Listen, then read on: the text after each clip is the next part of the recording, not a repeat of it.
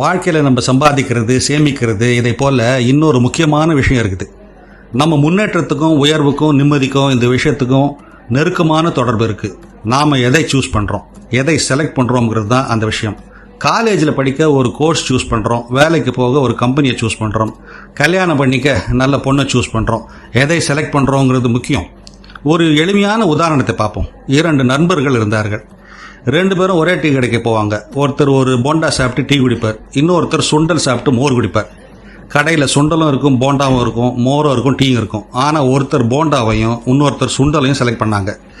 ஒரு நாளைக்கு எனக்கு 3 போண்டா 3 டீ வேணும்னு ஒருத்தர் பெருமையாக சொல்கிறாரு. 2 வருஷத்தில் அவருக்கு ரத்த கொதிப்பு, ஹை பிளட் ப்ரெஷர் வந்துடுச்சு. சுண்டல் சாப்பிட்டவர் ஆரோக்கியமாக இருந்தார்.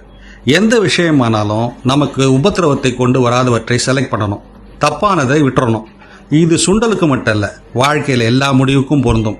நல்லதை சூஸ் பண்ணுங்க, நிம்மதியாக இருங்க. இது போன்ற சிந்தனைகளுக்கு தமிழ் பூமருடன் இணைந்திருங்கள்.